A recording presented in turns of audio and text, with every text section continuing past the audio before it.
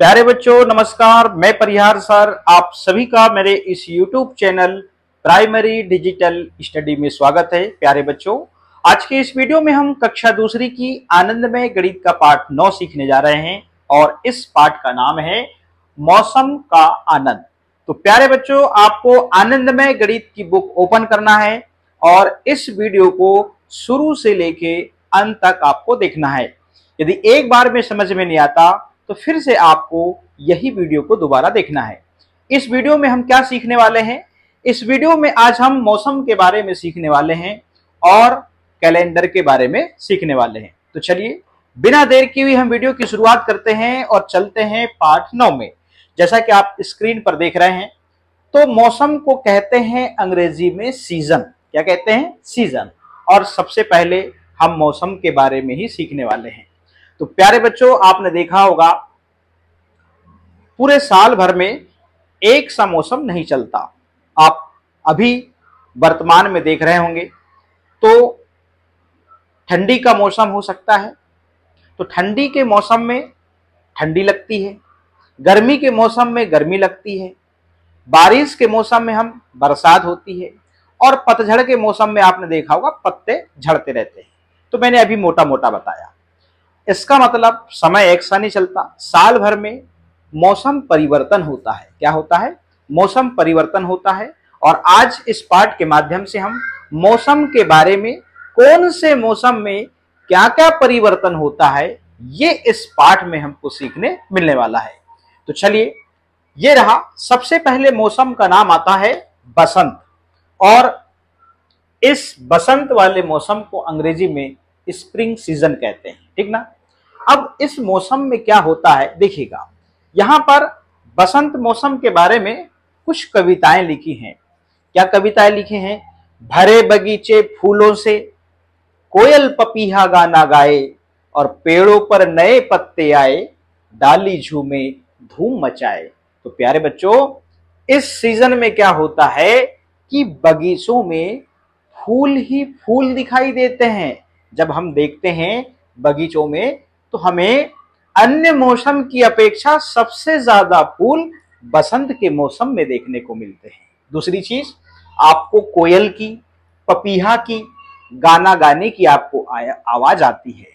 तो कुहू कुहू, है ना, और पिहू पिहू, इस प्रकार की जो वॉइस है आपको इन पक्षियों के कैसे मुंह से आपको सुनने को मिलती हैं। तो पेड़ों पर नए पत्ते आते हैं, पेड़ों पर नए नए पत्ते आते हैं और डालियां उन पत्तों से क्या होती हैं?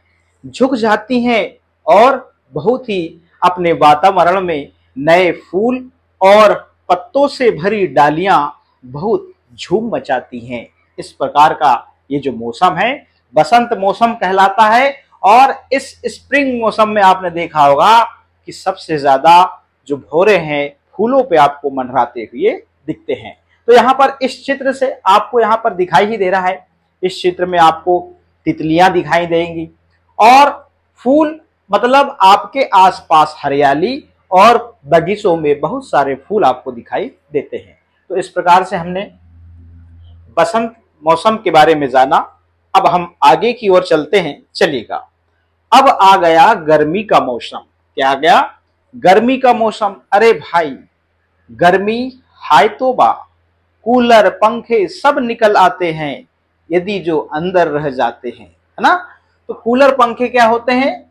जब हम इनको ठंडी, जब बरसात चालू होती है तो इनको रख देते हैं, और जैसे ही गर्मी का सीजन आता है तो कूलर जो होते हैं वो बाहर निकल आते हैं। अब इसमें क्या देखने को मिलता है? लीजिए, 4 लाइनों के माध्यम से यहाँ पर क्या गर्मी के बारे में क्या समझाना चाह रहा है इस पाठ में। सूरज चमक रहा है खूब। आपने देखा होगा पूरे साल भर में सूरज तो चमकता है, सूर्य निकलता है, मगर सूरज चमक रहा है खूब। आपने देखा होगा सबसे तेज धूप और सबसे तेज सूरज की चमक कब होती है? गर्मी के सीजन में होती है, जिसे हम अंग्रेजी में समर सीजन भी कहते हैं। क्या कहते हैं? Summer season. और आप समर और गर्मियों में बाहर घूमने जाते हैं, वाटर पार्क जाते हैं, सबसे अच्छी बात, ऐसा कोई बच्चा ना हो जो वाटर पार्क ना घूमने जाता हो। तो गर्मी में हमें वाटर पार्क की याद आती है। तो कविता क्या कहती है? सूरज चमक रहा है खूब, धरती पर फैली है धूप, बहे पसीना जलते पांव, लगे भली पेड़ों की छाव। तो गर्मी के सीजन में क्या होता है? धरती पर धूप फैली होती है और हमारे शरीर से पसीना बहता है बिना मेहनत के। गर्मी इतनी तेज रहती है कि बिना मेहनत के हमारे शरीर से क्या बहता है? पसीना बहता है। और यदि हम नंगे पांव यदि रोड में चलें तो हमारे पांव जलने लगते हैं। क्या लगते हैं? जलने लगते हैं। लगे भली पेड़ों की छाव। और इस सीजन में क्या होता है? इस मौसम में क्या होता है कि हमको पेड़ों की छाया बहुत भली लगती है। ये ऐसा कौन से मौसम में होता है? गर्मी के मौसम में होता है। लीजिए, धूप ना लगे इसलिए केप लगाए हुए हैं और पसीना पोंछने के लिए हाथ में रुमाल है। देखो, अब यहाँ पे देखो, गर्मी के मौसम में ही आप आइसक्रीम खाते हैं, सबसे ज्यादा खाते हैं नहीं खाते हैं? तो यहाँ पर इस बालिका के हाथ में क्या है? आइसक्रीम है। और देखिए यहाँ पर सूर्य है, तो सूर्य सबसे तेज इसकी चमक है। इस प्रकार से यहाँ पर गर्मी को इन चित्रों के माध्यम से यहाँ पर समझाया जा रहा है। चलिएगा, अब अगला चित्र। तो हमने सबसे पहले बसंत ऋतु के बारे में, बसंत मौसम के बारे में सीखा। सबसे ऊपर ये बसंत मौसम के बारे में सीखा। दूसरा, गर्मी मौसम के बारे में सीखा। लीजिए, अगला मौसम बरसात का आ गया। तो पहले मैं कविता पढ़ देता हूं। बिजली कड़के कड़ कड़, बादल गरजे गड़गड़ गड़, पानी बरसा झम झम झम, बच्चे दौड़े धम धम धम। तो ये कब होता है? बरसात के मौसम में होता है। कब होता है? बरसात के मौसम में होता है। और मोर पपीहा भी क्या नाचने लगते हैं, मेंढक भी अंदर से निकल आते हैं और टरटर की अपनी आवाज सुनाते हैं। तो मोर बरसात में इस प्रकार से नाचती है बारिश में। ठीक है ना? बारिश जिस मौसम में आए वही बारिश का मौसम है। तो बरसात के मौसम में क्या होता है कि सबसे ज्यादा वर्षा होती है और इस मौसम में बिजली कड़कती है। और क्या होता है? बादल गरजते हैं। और क्या होता है? पानी की बरसात होती है। और उस बरसात में जब पानी रोडों में फैला होता है तो बच्चे क्या करते हैं? उसमें दौड़ लगाते हैं। आसपास कीचड़ सा ऐसा रोडों में महसूस होता है हमें। और इस वाले सीजन में हमको सूर्य बहुत कम दिखता है, बादल अधिकतर छाए रहते हैं और मौसम क्लीन नहीं रहता। मौसम में क्या होता है? ऊपर बादल बने रहते हैं, काले काले घने घने बादल छाए रहते हैं इस मौसम में। तो बरसात के मौसम के बारे में हमने इस कविता के माध्यम से और इस चित्र के माध्यम से हमने अपनी समझ को बढ़ाया। और बरसात में जब पहली बारिश होती है, बहुत तेज बारिश होती है, तो ये जो मेंढक धरती में अंदर छिपे होते हैं ये भी निकल आते हैं। क्यों? क्योंकि उनके रहने के लिए किस चीज की जरूरत है? बरसात की जरूरत है। तो ये बहुत खुश होते हैं। ऐसे बहुत से जीव जो धरती से बरसात जब बारिश होती है तो वो धरती में रहने के लिए अंदर से निकल आते हैं। तो प्यारे बच्चों, हमने बरसात के मौसम के बारे में सीखा। आगे चलते हैं। पतझड़ का मौसम आ गया। पतझड़ मतलब पत्तों का झड़ना। पत्तों का झड़ना पतझड़ मौसम कहलाता है। तो आपने अभी बरसात मौसम के बारे में सीखा, उसे रेनी सीजन कहते हैं। बरसात मतलब रेन, रेन मतलब बरसात, उसको रेनी सीजन कहते हैं। ठीक है ना? लीजिए, पतझड़ का ऑटम सीजन आ गया, ऑटम सीजन आ गया। अब पतझड़ के मौसम में क्या होता है? कविता देखते हैं। पेड़ों से हैं गिरते पत्ते, चारों ओर बिखरते पत्ते, बहे हवा होकर मतवाली, सूनी होगी अब हर डाली।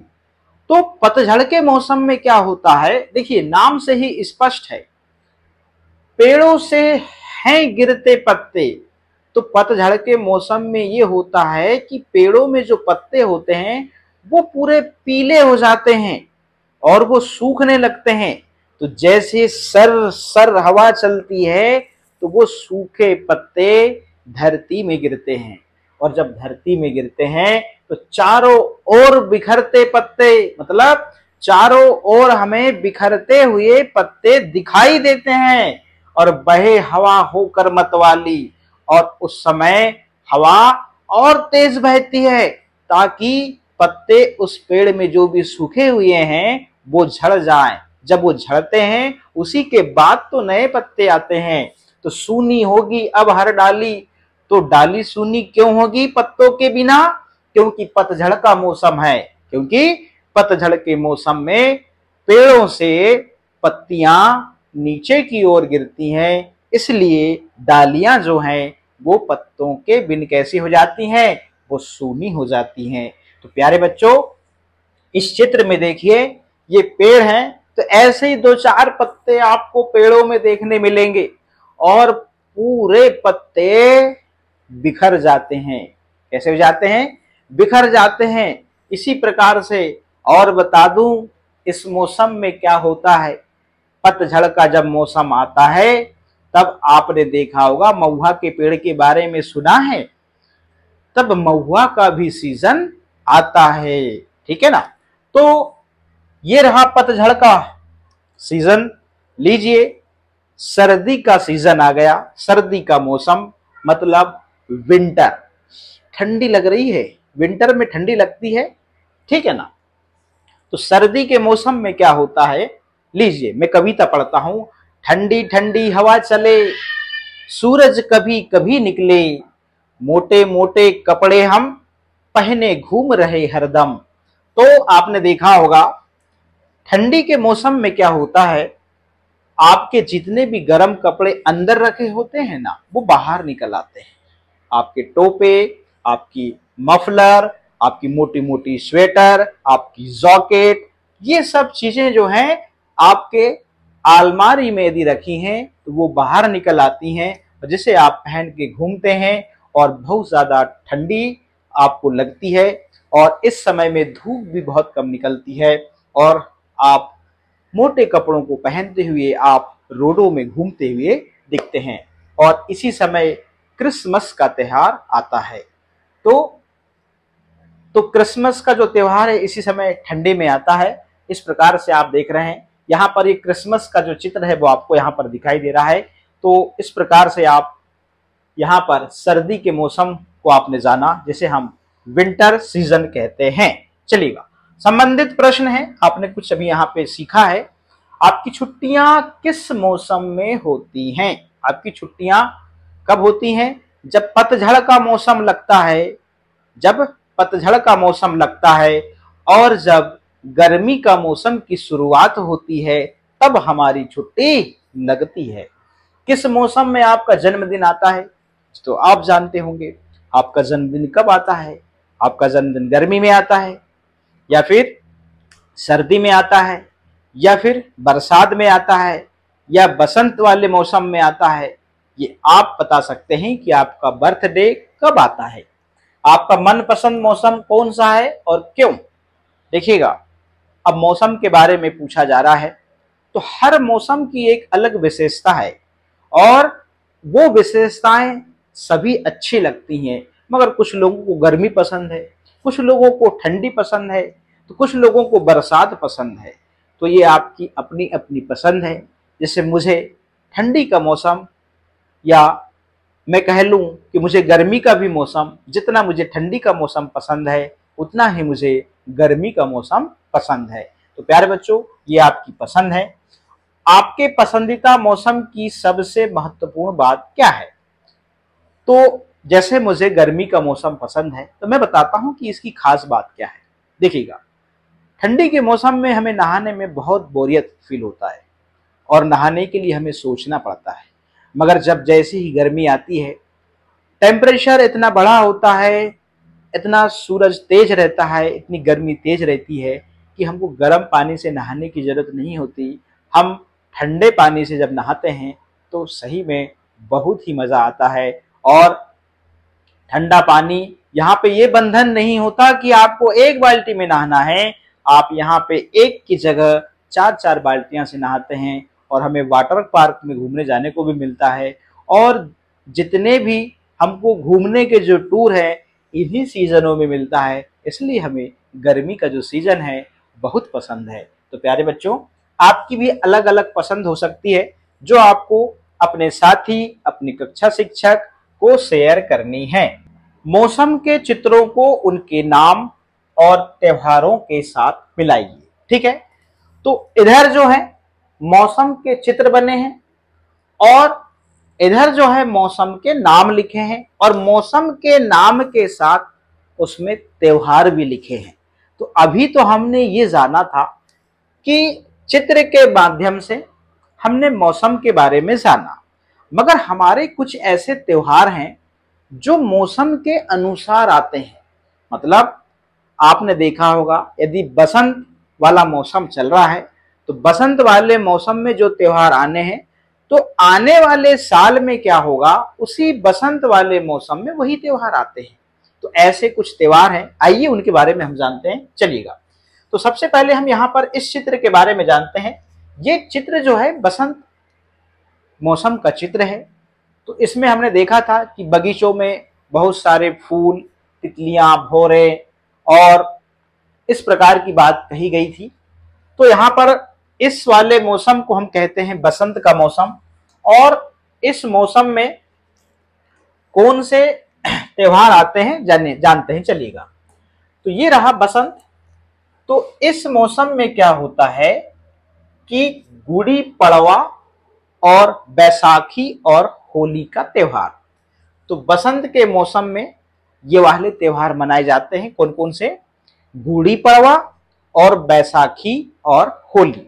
तो प्यारे बच्चों, ये जो मौसम है इसी मौसम में यही त्योहार आएंगे, इनमें परिवर्तन नहीं होता। तो ये है मौसम के साथ त्योहारों की विशेषता। अब अगला जो चित्र हम यहां पर देख रहे हैं ये है पतझड़ का मौसम। क्या है ये पतझड़ का मौसम है। तो इस समय क्या हो रहा है भाई, पौधों से या पेड़ों से पूरे पत्ते क्या हो रहे हैं, झड़ रहे हैं और इनकी जो डालियां हैं वो पत्तों के बिना कैसी हो रही हैं, सूनी हो रही हैं, पत्तों से सूनी हो रही हैं। चलिएगा, अब इसमें क्या होता है कि पतझड़ के मौसम में हमने देखा कौन कौन से त्योहार आते हैं, दशहरा, शरद पूर्णिमा और दिवाली। तो ये 3 त्योहार हैं जो हमें पतझड़ के मौसम में देखने को मिलते हैं। तो हम इनको फाइनली इससे ऐसा मिला देते हैं। तो पतझड़ के मौसम में 3 त्योहार जो हैं आपको देखने को मिलेंगे, शरद पूर्णिमा, दशहरा और दीपावली। लीजिए, अब आ गया यहाँ पे सर्दी मतलब ठंड का समय।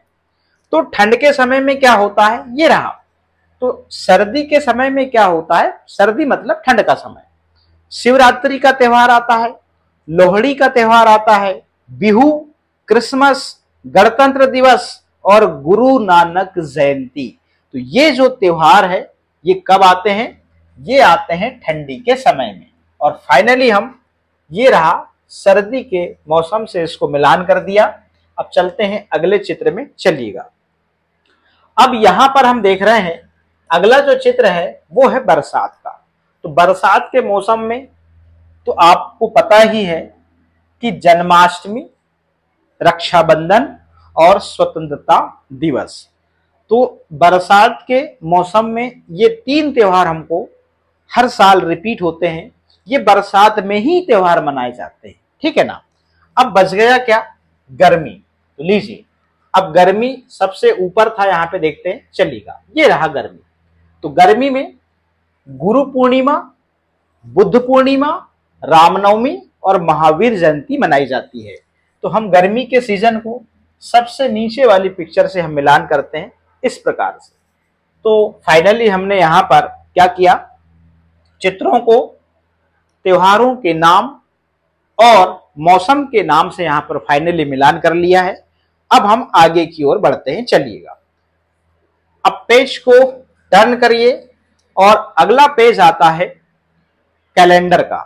तो कैलेंडर का खेल है तो चलिएगा, कैलेंडर में आपने देखा होगा सबसे पहले महीने का नाम लिखा रहता है, ठीक है ना, और महीने के नाम के साथ उसमें दिनों के नाम लिखे रहते हैं। तो यहाँ पर इंग्लिश का कैलेंडर है, यदि मान लो यहाँ पे देखिएगा, इस एस का मतलब संडे और एम का मतलब मंडे, टी का मतलब ट्यूसडे, डब्ल्यू का मतलब वेडनेसडे, टी का मतलब थर्सडे और एफ का मतलब फ्राइडे और एस का मतलब सैटरडे। तो प्यारे बच्चों, ये इंग्लिश का कैलेंडर है, आप देख रहे हैं यहाँ पर। तो कैलेंडर का यहाँ पर हम खेल खेलने जा रहे हैं। तो यहाँ पर हम कैलेंडर में देखते क्या है, सबसे पहले पहला प्रश्न ये है। तो कैलेंडर में हम देखते हैं डेट, या फिर जिसे हम कहते हैं तारीख। क्या कहते हैं? तारीख। और हर माह का कैलेंडर अलग अलग होता है। कैलेंडर से तिथियां देखी जाती हैं, शुभ मुहूर्त देखा जाता है, गृह प्रवेश का मुहूर्त देखा जाता है। यदि हमको कोई शुभ काम करना हो तो कैलेंडर की हम मदद लेते हैं, ठीक है ना। तो यदि मुख्य बात यदि आपसे पूछी जाए कि कैलेंडर की हमको आवश्यकता क्यों है, तो कैलेंडर की आवश्यकता इसलिए है क्योंकि कैलेंडर से हम क्या देखते हैं? डेट देखते हैं, तारीख देखते हैं, और इस कैलेंडर से हमें यह पता लगता है कि किस दिन कौन सी तारीख है, किस दिन कौन सी तारीख है, ठीक है ना। तो चलिएगा, कैलेंडर का खेल है, ये जनवरी का कैलेंडर है, आप देख रहे हैं यहां पर इस प्रकार से 1 से लेके 31 तक संख्याएं आपको यहां पर दिख रही हैं।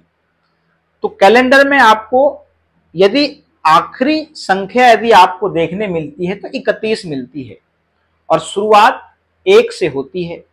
तो 1 से लेके 31 तक जो है वो संख्याएं कैलेंडर में रहती हैं। बहुत दूसरी मुख्य बात है ये, ठीक है ना। तो जो महीने होते हैं, आपने महीनों के नाम सुना होगा, जनवरी, फरवरी, मार्च, अप्रैल, मई, जून, जुलाई, अगस्त, सितंबर, अक्टूबर, नवंबर, दिसंबर। तो एक साल में 12 महीने होते हैं। तो एक साल का कैलेंडर होता है, तो उस कैलेंडर में 12 महीनों के यहां पर आप देखेंगे महीनावार कैलेंडर रहता है।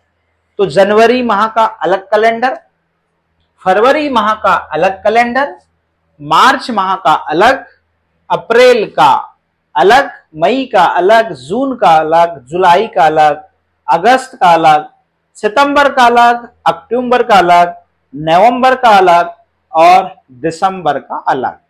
अच्छा, दूसरा प्रश्न, अब जनवरी के महीने में हमने देखा कि 1 से लेके 31 तक संख्या, फिर हमने फरवरी में देखा अरे 1 से लेके मात्र 28 तक संख्या, ऐसा क्यों? फिर हम आगे बढ़ते हैं।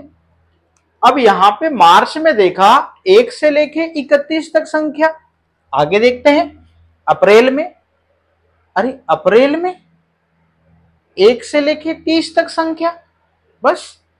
मई में देखते हैं 1 से लेके 31 तक, जून में देखते हैं 1 से लेके 30 तक, अरे ऐसा क्या?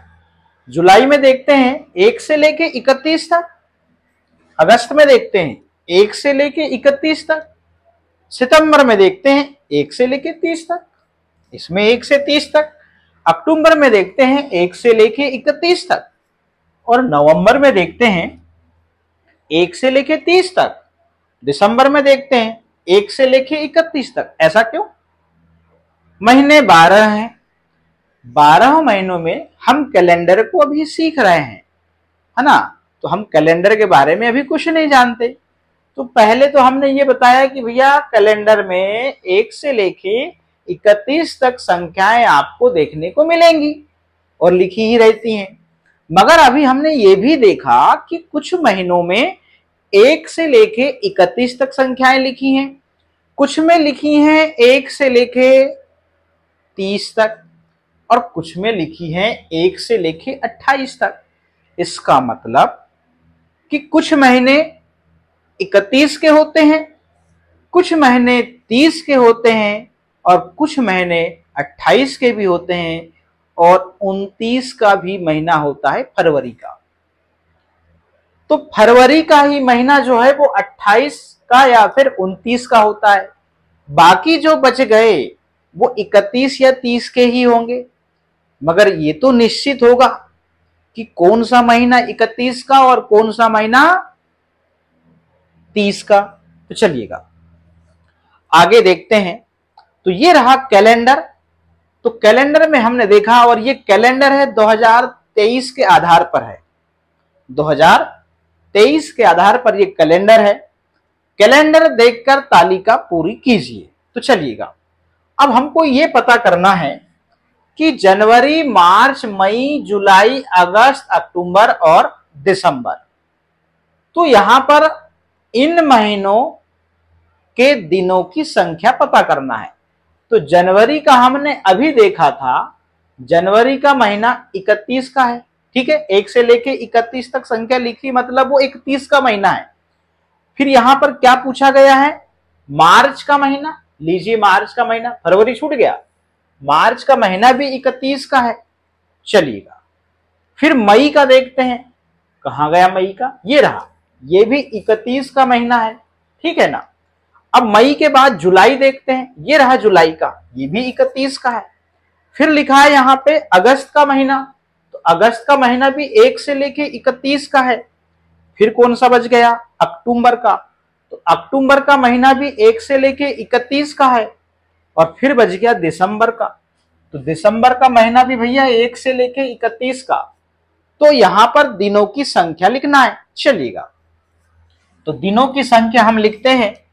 तो यहां पे हम दिनों की संख्या लिख देंगे, सबकी 31 है तो 31 लिख देते हैं।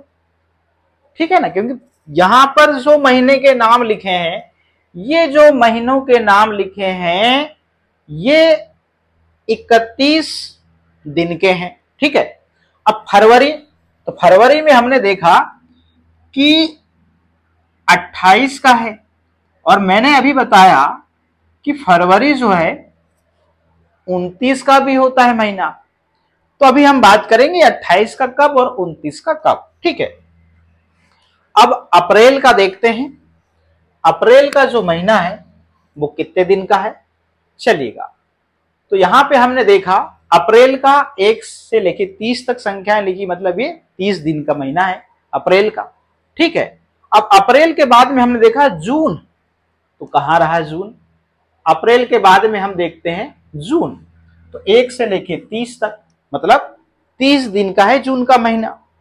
फिर हम देखते हैं सितंबर का, तो सितंबर का हम देखते हैं, ये रहा सितंबर का, 1 से लेके 30 तक संख्याएं लिखी हैं, तो सितंबर का जो महीना है ये भी 30 दिन का है। फिर हम आगे देखते हैं नवंबर का, अरे नवंबर का भी 1 से लेके 30 तक, मतलब ये 30 दिन का है नवंबर का महीना। चलिएगा अब हम यहां लिख देते हैं इसके सामने कि यहां लिख देते हैं 30। ठीक है ना। अब यहां पे देखिएगा महीनों के नाम इधर लिखे हैं, दिनों की संख्या इधर लिखी है। तो अभी हमने यहां पर पूरे कैलेंडर को देखा, तो कैलेंडर में महीनों के नाम लिखे थे और महीनों में पूरी तिथियां लिखी थी, डेट लिखी हुई थी। तो यहां पर हमने ये देखा कि जनवरी, मार्च, मई, जुलाई, अगस्त, अक्टूबर और दिसंबर, ये जो महीने हैं ये 31 दिन के होते हैं। ठीक है। फरवरी हमने देखा 28 और 29 दिन की होती है, और अप्रैल, जून और सितंबर और नवंबर ये 30 दिन के होते हैं। अरे यार मगर इसको याद कैसे रखेंगे, सबसे बड़ा प्रश्न चिन्ह है कि इसको याद कैसे रखेंगे। तो याद रखने के लिए हमने यहां पर एक आपके लिए शॉर्टकट ट्रिक लिखी है, जरा देखिएगा। सी अप जून 30 के, सी अप जून 30 के, बाकी के 31, 28 की फरवरी, चौथा सन 29। क्या है भाई इस कहानी में, देखिएगा इस ट्रिक में क्या छुपा है। सी से सितंबर, अप से अप्रैल, और जू और न अलग लिखा है, तो जू से जून और न से नवंबर। तो सी अप जून 30 के, मतलब सितंबर, अप्रैल, जून और नवंबर, ये 30 दिन के। अब जो बच गए बाकी के 31 मतलब ये वाले 31, और याद रखना है 28 की फरवरी और चौथे सन 29। तो 28 की फरवरी और चौथे सन 29 मतलब सन मतलब सत्र, सन जैसे अभी चल रहा है 2000, अभी चल रहा है 2025। क्या चल रहा है? अभी चल रहा है 2025, ये चल रहा है 2025। यदि जिस साल में 4 का भाग पूरा पूरा चले जाए तो वो साल की फरवरी 29 दिन की होगी। क्या बोला मैंने? कैसे पता करेंगे? यदि उस साल के सन में 4 का पूरा पूरा भाग चले जाए, शेषफल नहीं रहना चाहिए, पूरा पूरा भाग चले जाए तो उस साल की फरवरी 29 की होगी। और नहीं तो जैसे अभी 25 में पूरा पूरा भाग नहीं जाएगा, 26 में भी नहीं जाएगा, 27 में भी नहीं जाएगा, 28 में जाएगा। तो 28 2000 जब 28 आएगी तो 4 साल के अंतराल में आता है। ये लीप वर्ष कहते हैं, जिसे क्या कहते हैं? लीप वर्ष। तो लीप वर्ष की एक खासियत होती है कि उस साल की फरवरी 29 दिन की होती है। बाकी सेम रहेंगे, किसी में परिवर्तन नहीं होगा। तो मैं यही बता दिया कि जिस साल में 4 का पूरा पूरा भाग चले जाए उस साल की फरवरी 29 दिन की होती है। तो प्यारे बच्चों, इसको आपको याद कर लेना है। तो सी अप जून 30 के बाकी के 31, 28 की फरवरी, चौथे सन 29, इसलिए यहां पर चौथा सन 29 कहा गया है। तो 2024 जो था वो लीप वर्ष था। तो 2024 के कैलेंडर में आप फरवरी में देखेंगे तो वो 29 की फरवरी थी। अब अगला जो लीप वर्ष आने वाला है, 29 की फरवरी वाला जो साल आएगा वो होगा 24 के 4 साल बाद 2028, और 2028 के बाद में 2032। तो इस प्रकार से 4 साल बाद जो फरवरी 29 की आती है वो लीप वर्ष में आती है। तो ये हमने कैलेंडर के बारे में बहुत ही अच्छे से अपने नॉलेज को हमने बढ़ाया है। अब हम आगे बढ़ते हैं, चलिएगा। अब अगले प्रश्न में चलते हैं। यहां पे आओ बातचीत करें, हम कैलेंडर का उपयोग क्यों करते हैं, ये हमने बातें आपको बता दी। क्या आप सभी वर्षों के फरवरी माह में दिनों की संख्या समान होती है? तो ये 4 साल में अलग अलग होती है। जिस वर्ष में 4 का भाग पूरा पूरा चला जाता है उस साल की फरवरी जो है वो 29 की होती है, जो मैंने आपको पहले बता दिया। एक सप्ताह में कितने दिन होते हैं? तो आपको ये पता होना चाहिए। एक सप्ताह में 7 दिन होते हैं, और आपको दिनों के नाम पता होने चाहिए, सोमवार, मंगल, बुध, गुरु, शुक्र, शनि और रविवार। और अभी यहां पर अंग्रेजी में भी हमने यहां पर रिपीट किया। पिछले पृष्ठ पर दिए गए कैलेंडर में अप्रैल के माह में कुल कितने रविवार हैं? चलिएगा, अब ये पता करना है। तो कैलेंडर हमको देखना है कि अप्रैल के माह में कहां रहा अप्रैल, ये रहा अप्रैल।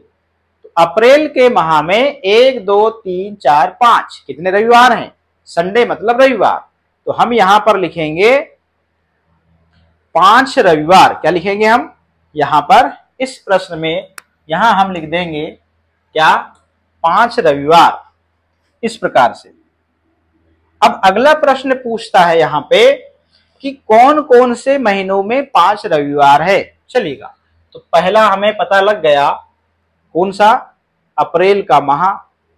अब हम और पता करते हैं कि कौन से महीने में और 5 रविवार हैं। चलिएगा, अब यहां पे देखा हमने कि अप्रैल का जो महीना था इसमें 1 2 3 4 5 रविवार थे। अब यहां पे देख लीजिए 1 2 3 4 5, तो यहां पे भी अप्रैल, जुलाई और आगे देखते हैं अक्टूबर में भी इसमें भी 5 रविवार हैं। तो जुलाई, अप्रैल, जुलाई और अक्टूबर, और इसके बाद और देखते हैं इधर दिसंबर, 1 2 3 4 5, इसमें भी 5 रविवार हैं। और देखते हैं इसमें ऊपर की ओर, फिर नहीं है अप्रैल, जुलाई, अक्टूबर और दिसंबर। तो यहां पर 4 महीने हैं। कौन से? यहां पर 4 महीने हैं जिनकी बात हमने यहां पर कर ली। तो कौन कौन से महीने हैं? 5 रविवार हैं, मैंने आपको बता दिया। अब आगे देखते हैं। खालिस्तान के महीनों में गर्मियों की छुट्टियां होती हैं। तो आपने देखा होगा मई में गर्मी की छुट्टी होती है और जून में, ठीक है ना। ये खालिस्तान के महीनों में सर्दियों की छुट्टी होती है, मतलब ठंडी की। तो आपको ठंडी की छुट्टी कब मिलती है? आपको मिलती है दिसंबर में। कब मिलती है? दिसंबर में। इस प्रकार से क्या आप बता सकते हैं कि मार्च एवं अप्रैल के महीने में कुल मिलाकर कितने दिन होते हैं? तो वही ट्रिक अपने को याद रखना है। चलिएगा, अब आप याद कर लीजिए, सी अप जून 30 के, अप से अप्रैल, तो यहां पर 30 दिन, ठीक है। मार्च 31, तो यहां पर हम इनको जोड़ेंगे, तो यहां पर इसके इकाई के अंक जोड़ेंगे तो 1 और दहाई के जोड़ेंगे तो 6। तो इस प्रकार से कुल 61 दिन होंगे। और यहां पे एक परियोजना कार्य दिया हुआ है, ये दिया है, ये आपको घर में करना है। तो प्यारे बच्चों, ये वीडियो बड़ा हो जाएगा, इसके आगे ये पाठ अभी और है। तो हमने इस वीडियो के भाग 1 में ये सीखा कि मौसम के बारे में सीखा, साथ ही मौसम के नाम और मौसम में आने वाले त्योहारों के नाम भी हमने जाना। साथ ही कैलेंडर के बारे में सीखा। कैलेंडर में हमने क्या सीखा कि कुल महीनों की संख्या, सप्ताह में दिनों की संख्या, और कैलेंडर में कौन कौन से महीने 31 के होते हैं, कौन कौन से महीने 30 के होते हैं, और फरवरी में 28 और 29 के महीने होते हैं। तो 29 का महीना कब आता है, ये हमने इस वीडियो में बहुत ही डिटेल से जाना है। और इससे संबंधित जो प्रश्न थे उनको भी हमने यहाँ पर कंप्लीट कर लिया है। तो प्यारे बच्चों, अब हम मिलेंगे इसके भाग 2 वाले वीडियो में। तब तक के लिए धन्यवाद।